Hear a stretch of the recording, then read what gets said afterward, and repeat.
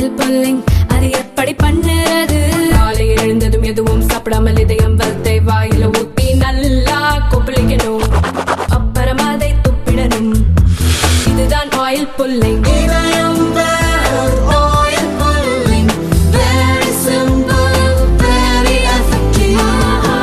ஐயா விஜய் அவர்களுக்கு வர்றேன்.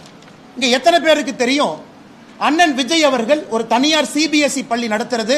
தமிழக வெற்றி கழகத்தினுடைய தலைவர் திரு விஜய் அவர்கள் ஒரு சிபிஎஸ்இ பள்ளி நடத்துறாங்க பதூர்ல. அந்த பள்ளியினுடைய பெயர் விஜய் வித்யாசிரம்.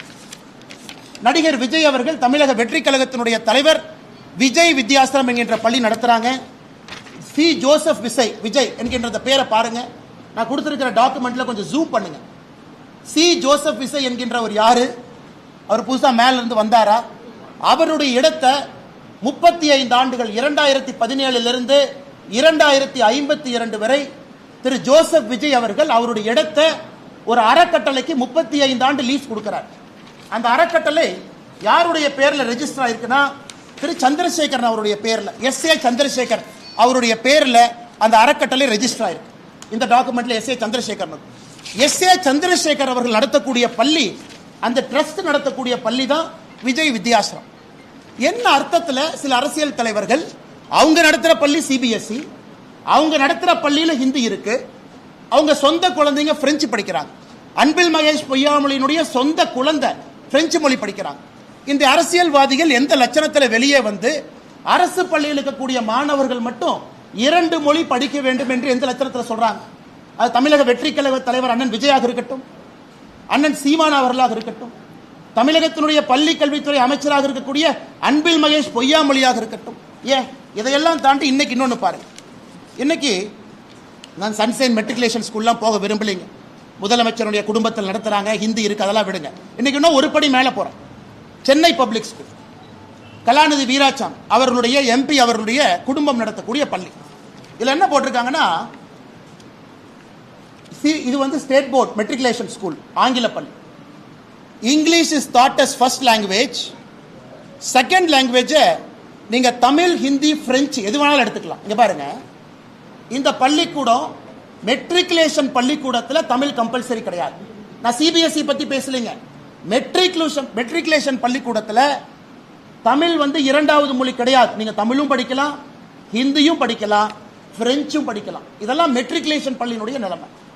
இன்னைக்கு தமிழ்நாடு அரசு சொல்றாங்க, இல்ல இல்ல அண்ணாமலை சொன்ன தரவுக்கு எங்கிட்ட ப்ரூஃப் இல்லை, வெக்கக்கேட். நாங்க சொல்றோம் 30 கொள்கை படிக்கிறாங்க, 3 மொழியில 30 லட்சம் குழந்தைகள் படிக்கிறாங்க. தமிழ்நாடு அரசு என்ன சொல்லணும்? இவ்வளவு டேட்டா இருக்கு, எம்எஸ் சாஃப்ட்வேர் கையில் இருக்கு. டேட்டா எடுத்து என்ன சொல்லணும் பத்திரிகை நண்பர்கள்ட்ட? 30 லட்சம் படிக்கிறாங்களா, 25 லட்சம் படிக்கிறாங்களா, 40 லட்சம் படிக்கிறாங்களா? அவங்ககிட்ட டேட்டா இருக்கு. தமிழ்நாட்டினுடைய எல்லா பள்ளியினுடைய டேட்டா இருக்கு. இன்னைக்கு தமிழ்நாடு அரசு சொல்றாங்க, இல்ல இல்ல அவர் 30 லட்சம்னு சொன்னதுக்கு ப்ரூஃப் இல்லை. சரி, நான் 30 லட்சம் சொன்னதுக்கு ப்ரூஃப் இல்லைன்னா நீங்க ப்ரூஃப் கொடுங்க. நீங்க 10 லட்சம் சொல்றீங்களா, ப்ரூஃப் கொடுங்க. 20 லட்சம் சொல்றீங்களா? ஒரு தமிழ்நாடு அரசு, இவ்வளவு பெரிய ஒரு அரசு, இத்தனை ஆயிரம் பேர் வேலை பார்க்கறாங்க, இத்தனை ஐஏஎஸ் அதிகாரிகள் இருக்கிறாங்க.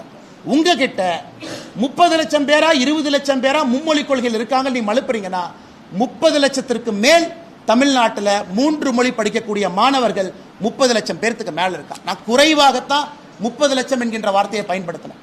தனியார் பள்ளியில் படிக்கிறவங்க 56 லட்சம் என்று குறைவாக பயன்படுத்தினேன். பிடி அரசகுமார் தனியார் பள்ளி கூட்டமைப்பினுடைய தலைவர் 68 லட்சம் புள்ளி விவரம் கொடுக்கிறார்.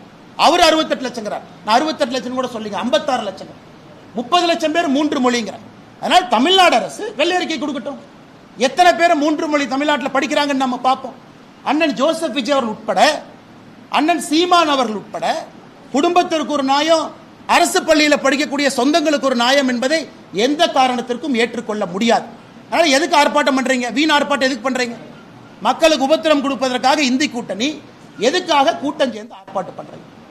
நீங்க பள்ளி நடத்துறீங்க, தமிழ்நாட்டு மெட்ரிகுலேஷன் ஸ்கூல்லயே தமிழ் கம்பல்சரி இல்ல, 30 லட்சத்துக்கும் மேற்பட்ட குழந்தைகள் 3 மொழி படிக்கிறாங்க. நாங்கள் திரும்ப திரும்ப சொல்வது, ஹிந்தி வேண்டாம் என்று முடிவு செய்தால் 3வது மொழி ஏதாவது படியுங்கன்னு தான் நம்ம சொல்றோம்.